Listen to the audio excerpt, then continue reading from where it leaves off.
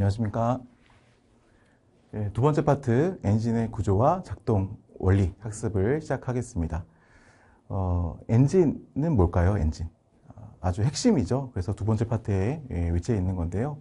엔진이란 어떤 연료를 연소를 시켜서 거기서 발생하는 고온고압의 가스로 어떤 피스톤을 움직이고, 그래서 그것이 최종적으로 우리 굴착기의 각종 작업 장치에 일을 해주는, 기계적인 일을 해주는 그런 장치이다라고 하는 겁니다. 그래서 너무나 핵심적인 부분이기 때문에 우리가 엔진의 구조와 작동 원리를 정확하게 이해해야 이제 다음에서 또 연결되는 전기 및 CC, 유압 장치까지 모든 구조를 잘 이해할 수 있다는 거 참고하시면 되겠습니다.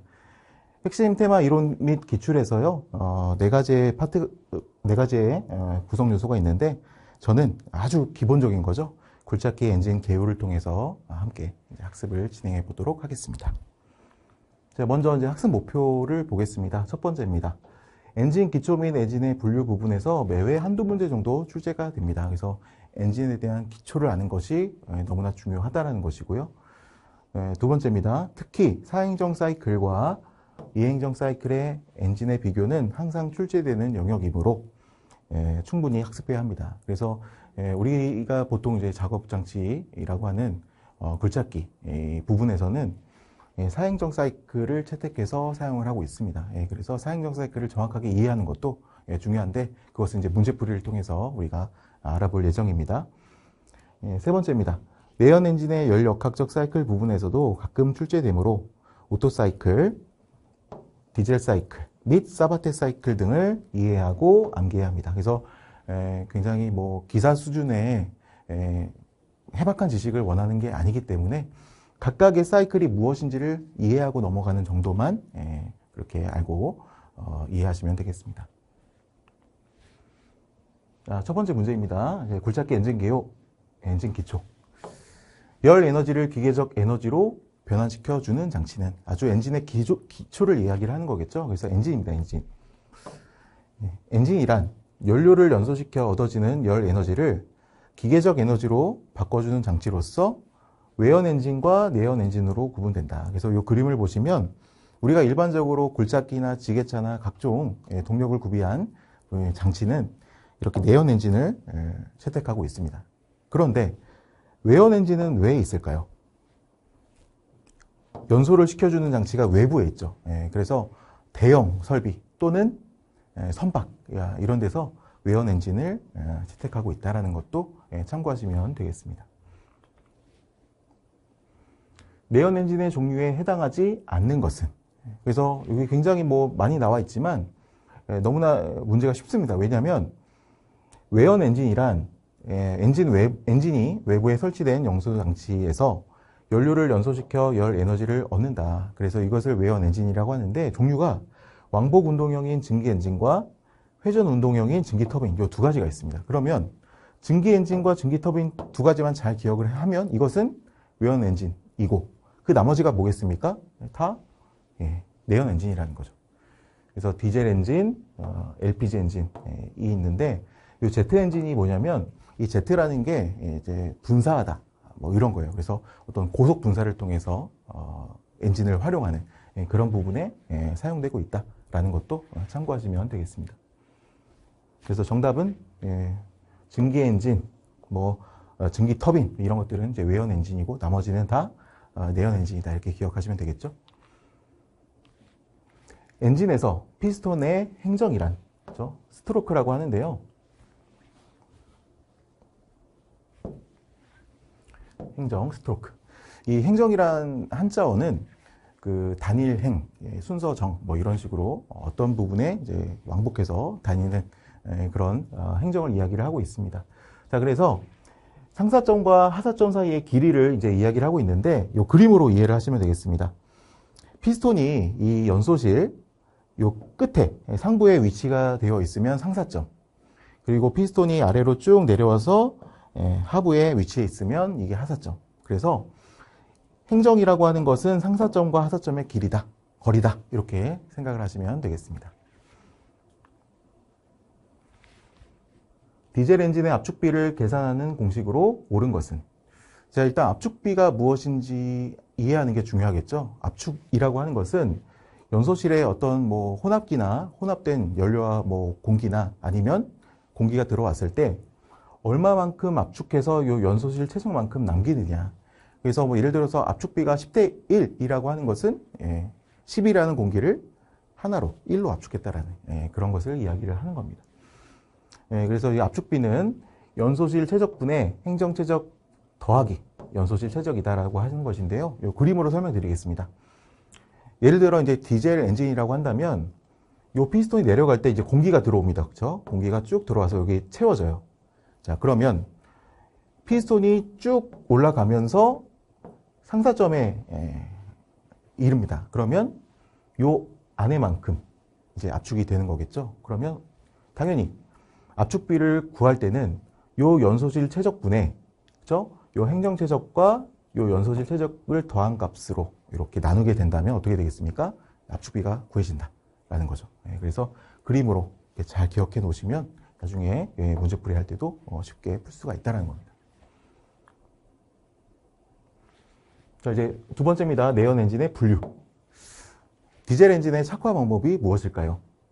일단 요 소육 착화라고 하는 것은 정확하게 어떻게 좀 나와 있지는 않습니다. 그래서 제가 그냥 유추해보는 결과 이 소육이라고 하는 것은 작게 어떤 연료나 이런 것들을 분사시켜서 착화시키는 방법이지 않을까. 그래서 이게 저희가 이제 굴착기 운전기능사 문제풀이를 할 때는 이게 중요한 게 아니라서 그냥 이건 넘어가시면 되겠습니다.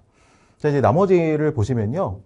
디젤 엔진은 압축 착화 방식을 채택하고 있습니다. 그래서 여기 설명을 보시면 공기만을 흡입해서 고온 고압으로 압축하고 난 다음에 거기에다가 연료를 미세하게 분사를 시킵니다. 그래서 자기 착화하는 방식이다. 그래서 디젤 엔진에서 사용하고 있다는 것이고요. 이제 나머지 전기와 마그넷 착화는 이제 가솔린 엔진에 사용되고 있습니다. 그래서 전기, 마그넷을 이용하고 있죠. 전기는 이제 점화 플러그를 이용하고 있는 겁니다. 점화 플러그의 고압 전기 불꽃을 가해서 점화하고 연소시키는 방법이 바로 전기 착화다. 그리고 마그넷 착화는요, 비슷한데요. 이 마그넷에 어떤 장치를 이제 부착을 해서 그 관성력을 이용해서 전기를 발생시키고 거기에서 착화를 시키는 방법이다. 그래서 이 두 가지는 이제 가솔린 엔진에 사용하는 것이고, 디젤 엔진은 이 압축 착화를 사용하고 있다라고만 이해를 하시면 되겠습니다. 디젤 엔진과 관계가 없는 것은, 그렇죠? 제가 방금 말씀드렸죠. 디젤 엔진은 고온 고압으로 압축시킨 다음에 거기에다가 연료를 뿌리는 것이다. 그렇기 때문에 점화 장치 내에 배전기가 있지가 않습니다. 없는 거. 이거는 가솔린 엔진을 이야기는 하는 거겠죠. 자, 남은 보기들을 보시면요. 압축 착화하는 거, 경유를 연료로 사용하는 거, 압축비가 가솔린 엔진보다 높다. 이것이 디젤 엔진의 설명이 되겠습니다. 디젤 엔진은 압축비가 높을 수밖에 없습니다. 왜냐하면 압축비가 높다라는 것은 그만큼 공기를 고온으로 압축한다는 거죠. 그래서 고온으로 압축을 해야만 연료를 분사시켰을 때 자기 착화가 된다. 그렇기 때문에 압축비가 당연히 높아야 된다는 거죠. 그래서 일반적으로 가솔린 엔진보다 디젤 엔진이 2배 정도 압축비가 높다는 것도 참고하시면 되겠습니다. 엔진에서 열 효율이 높다는 것이 의미하는 것은, 그렇죠? 열 효율. 뭐 쉽게 이제 설명드리면 저희가 자동차를 운전하다가 주유소를 어디를 갑니까? 저렴한 곳을 가죠. 그 이유가 적은 돈을 내고 많은 연료를 주입하기 위해서 그렇다는 거죠. 마찬가지입니다. 일정한 연료 소비로 큰 출력을 얻는 것이다. 이것이 바로 열 효율을 의미하는 것이고, 다시 한번 설명을 하면 투입된 전체 에너지의 열량분에 유용하게 사용된 에너지의 1이다. 이렇게 좀 생각하시면 되겠습니다. 사행정으로 1사이클을 완성하는 엔진에서 각 행정의 순서는, 그래서 우리가 흔하게 사행정 사이클은 흡압, 동배 이런 식으로 이제 암기를 하셨을 텐데요. 이렇게 하는 것보다 저희가 이제 그림을 통해서 이해를 하시는 게 너무나 중요합니다. 왜냐하면 이 그림을 잘 이해를 해놓으면 다른 문제가 나와도 쉽게 풀 수가 있다는 거죠. 그래서 일단 흡입 행정을 보겠습니다. 자, 디젤 엔진을 기준으로 좀 설명드리면 흡입 행정을 할 때 이 흡기 밸브가 열리면서 공기가 이렇게 들어오게 되죠. 그리고 피스톤은 아래로 내려갑니다. 자, 그리고 흡기 밸브가 닫히면서 아래에 있던 피스톤이 위로 쭉 올라갑니다. 자, 그래서 이 흡기 밸브가 배기 밸브는 다 닫혀 있고 요 연소실 최적만큼 이제 공기가 압축이 되는 거죠. 그리고 나서 이 안에 뭐가 되겠습니까? 연료가 분사가 되겠죠. 그래서 폭파, 동력 행정이 일어나는 겁니다. 동력 행정이 일어나면서 피스톤이 다시 아래로 내려가고, 그리고 나서 배기 행정을 할 때는 이제 배기 밸브가 열리겠죠. 배기 밸브가 열리면서 이 안에 있던 배기가스가 자연압을 통해서 나아간다. 그래서 이 배기가스가 자연압을 통해서 나아가는 현상도 블로우다운이다라는 것도 함께 좀 학습을 좀 해놓으시면 나중에 문제풀이 할 때 좀 쉽습니다. 그래서 흡입압축 동력 배기 행정을 할 때는 크랭크 축이 여기서 반, 또 여기서 반, 또 여기서 반, 여기서 반. 그래서 총 2회전 한다라는 것도 함께 이제 학습을 해놓으시면 되겠죠. 그래서 4행정으로 1사이클을 완성하는 엔진에서 행정은 흡입, 압축, 동력, 배기 이 4가지 순서 이미지를 잘 기억하고 그렇게 좀 이해를 해놓으시면 좋을 것 같습니다. 디젤 엔진에서 압축 행정 시의 밸브의 상태는, 그래서 제가 방금 전에 그 이미지를 잘 떠올리면 좋겠다라고 하는 건데요. 자, 압축 행정을 할 때는 어떻게 해야 될까요? 당연히 피스톤이 올라가면서 공기를 고온고압으로 이제 압축을 시켜야 되기 때문에 당연히 흡기 밸브와 배기 밸브 모두 다 이제 닫혀 있는 상태가 된다라는 거죠. 그래서 압축을 할 때는 모두가 닫혀 있다라고 이해를 하시면 되겠습니다.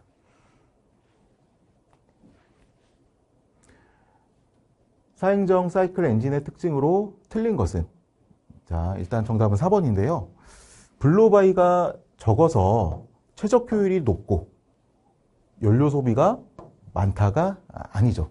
자, 블로바이라고 하는 것은 연소실에서 뭔가가, 연소가스가 이제 새어나가는 현상을 이야기를 하는 겁니다.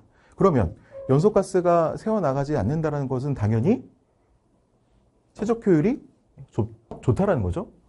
그러면 이제 많은 이제 수험생분들이 맞네 하고 다음 문제를 다른 보기를 이제 보는 경우가 있어요. 그래서 여기다 함정을 두는 겁니다. 연료 소비가 많다. 블로바이가 적다라는 것은 연소가스가 적게 새어나간다는 거, 그만큼 좋다라는 거죠. 그래서 당연히 최적 효율이 높고 연료 소비가 적다라는 거예요.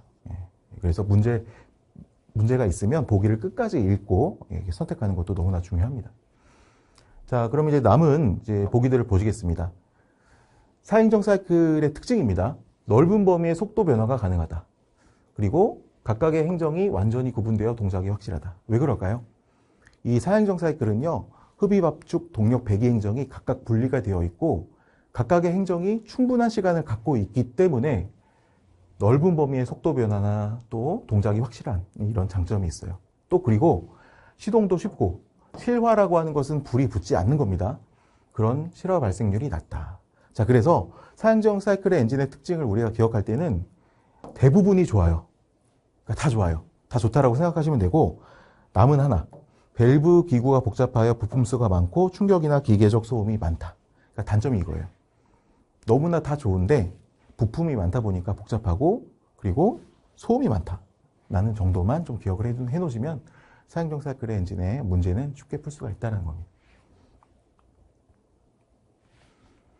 실린더 내의 자체 압력에 의해 배기가스가 배기 밸브를 통해 배출되는 현상은, 제가 아까 말씀드렸죠. 배기 행정에서는 그 연소실 내의 압력이 높죠. 이미 폭발, 동력하고 이제 배기가 되는 그 현상이기 때문에 압력이 높습니다. 그래서 배기 밸브를 열어 놓으면 우리가 바깥에 있는 대기압이 그 연소실 압력보다는 낮기 때문에 자연스럽게 압력이 배출이 된다. 그것이 바로 블로우 다운이다라는 것도 좀 기억을 해 놓으시면 되겠습니다. 자, 블로우업은 이건 무시하시면 됩니다. 이런 단어는 엔진에서는 없고요. 이제 블로바이와 블로백을 잘 기억해 놓을 필요가 있는데, 자, 블로바이는 피스톤의 압축 또는 동력 행정에서 실린더의 벽과 피스톤 링 사이의 틈새. 그러니까 블로바이는 일단 연소실 내에서 어떤 크랭크 케이스, 실린더 벽과 피스톤 사이의 틈으로, 그렇죠? 그래서 크랭크 케이스에서 노출되는 현상이다라고 이해를 하시면 되겠고요. 그럼 블로백은 뭐냐? 피스톤의 압축 또는 동력의 행정에서 흡기 또는 배기 밸브와 밸브 시트 사이, 그러니까 배기 밸브와 밸브 시트 사이니까 연소실 내에서 일어나는 것이 아니라 흡기관, 배기관, 거기서 일어나는 현상이 블로백이다 라고 기억을 해두시면 되겠습니다. 그래서 좀 암기가 필요하지만 블로바이는 연소실 내에서, 블로백은 그 연소실과 연결되는 배기 밸브, 이런 시트, 이런 데서 새는 현상이다 라고 추가적으로 좀 암기를 해놓으시는 게 좋습니다. 연소실 내에서 연소가 완료되기 전에 불꽃이 소멸하는 것을 나타내는 용어는, 그래서 제가 아까 말씀드렸습니다. 이 실화라고 하는 것이죠. 미스파이어는 연소실 내에서 연료의 희박 또는 과다 압축, 약함 등으로 연소가 완료되기 전에 불꽃이 소멸하는 것, 그러니까 연소가 완전히 되지 않는 그 현상을 실화라고 하는 것이고요. 그러면 이제 남은 것들이 무엇인지 우리가 알아볼 필요가 있겠죠. 엔드파이어라고 하는 종화는 점화 플러그라고 생각하면 됩니다. 가솔린 엔진에서 점화 플러그가 연소실 내 정가운데에 위치해 있으면 연소가 정확하게 잘 이루어지겠지만, 예를 들어 편심에 배치가 되어 있으면 어떻게 될까요? 그러면 거기에서 화염이 시작해서 어떤 벽을 따라서 화염이 붙는 현상이 발생할 수가 있습니다. 그게 바로 종화라고 하는 것이고, 후화는 여기 설명이 되어 있습니다. 실화한 후에 불완전 연소가 소음기에 모여 있다가 뒤늦게 배기가스의 열에 의해서 폭발되는 것을 말한다. 그래서 후화는 나중에, 그렇죠? 위연소 가스가 나중에 배기가스 관 뭐 이런 데서 폭발하는 것이고요. 그럼 역화는 뭘까요? 반대가 되겠죠. 어떤 미연소 가스가 흡기관 그런 계통에서 폭파하는 것. 그래서 각각의 실화, 종화, 후화, 역화 이런 건 개념을 좀 정리해야 하는 것도 중요합니다. 사행정 사이클 엔진에서 밸브의 오버랩을 두는 이유는, 그래서 밸브의 오버랩은 일단 좋은 것이다 라고 좀 생각을 하시면 되겠습니다. 엔진의 효율을 증진시키기 위해서. 보충 설명을 보시면요, 흡기 밸브와 배기 밸브가 동시에 열리는 것을 밸브의 오버랩이라고 한다라는 것입니다. 그러니까 쉽게 얘기해서 우리가 어떤 뭐 장작을 뗄 때, 그래서 가마솥에 불을 지필 때 그냥 불을 지펴놓고 가만히 있어도 일단은 작동을 하겠지만, 부채질하는 이유가 뭐겠습니까? 더 신선한 공기를 주입을 하는 거겠죠. 마찬가지의 개념이다. 그래서 흡기 밸브와 배기 밸브 요 작동을 할 때 흡기 밸브가 열리기 전에 미리 열어두고, 또 배기 밸브가 닫히고 난 이후에도 조금 더 열어놔서 효율을 증진하는 역할이 바로 오버랩이다 라는 거다. 그래서 엔진의 효율을 증진하는 역할이다 라고 기억을 하시면 되겠습니다. 실린더의 내경보다 피스톤의 행적이 작은 단행정 엔진의 특징으로 틀린 것은, 일단 이 단행정 엔진이 무엇이냐면 실린더의 내경을 좀 넓힌 거예요. 그렇기 때문에 그 안에 있는 피스톤이 빠르게 움직일 수가 있다라는 장점이 있습니다. 그러면 뭐가 떠오르시나요? 빠르게 우리가 고출력을 요하는 그런 것이 바로 스포츠카 같은 거죠. 그래서 람보르기니, 페라리 같은 고성능 스포츠카는 단행정 엔진의 특징을 가지고 있다는 거예요. 그래서 추가적으로 보시면요, 보통 어떻습니까? 스포츠카가 굉장히 낮게 제작을 할 수가 있죠. 그래서 엔진의 높이가 그만큼 낮아진다라는 거죠. 높아지는 게 아닙니다.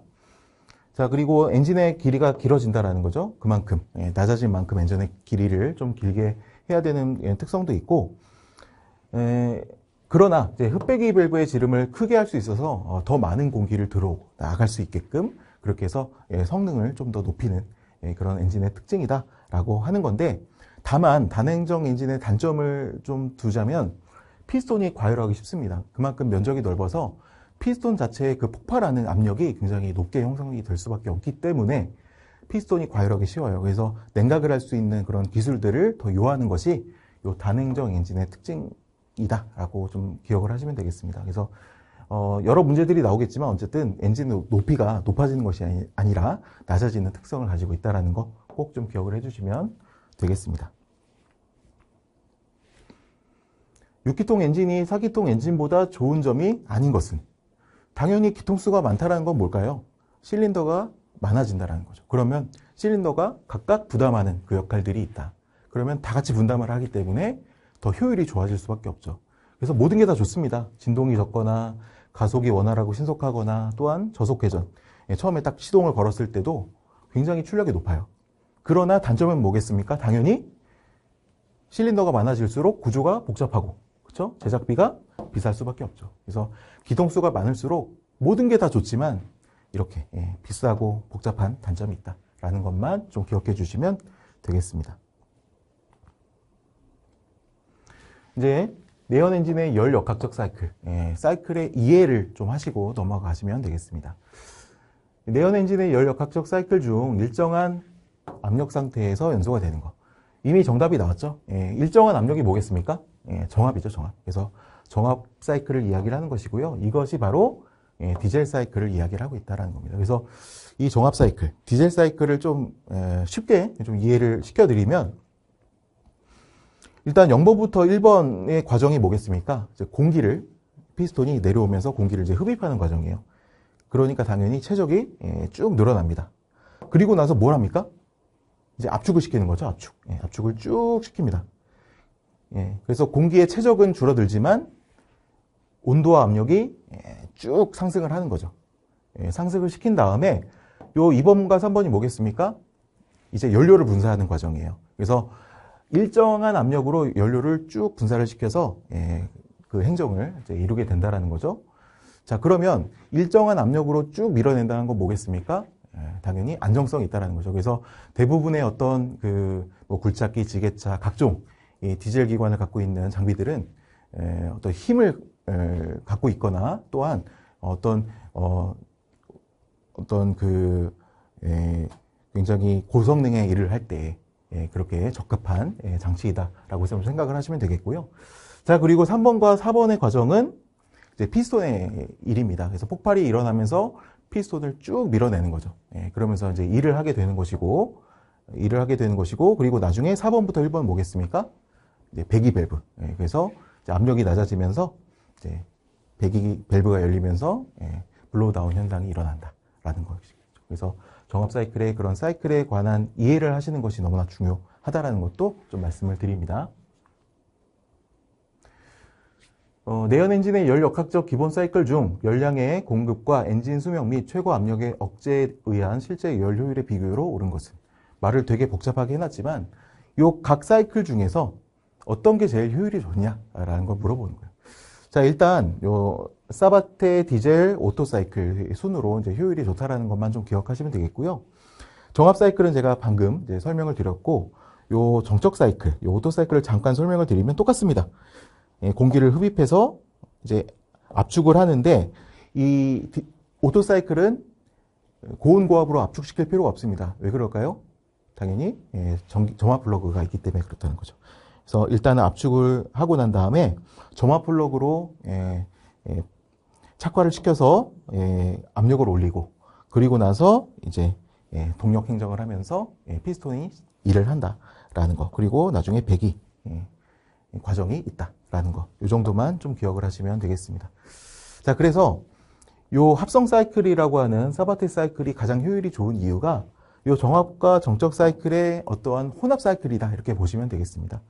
그래서 공기를 흡입하고 먼저 첫 번째 압축을 하고 나서 다시 점화 플러그로 다시 연소를 하고 나서 일정한 압력 상태로 일을 하고 나중에 동력 행정, 배기 행정까지 이루게 되는 이것이 합성 사이클이다.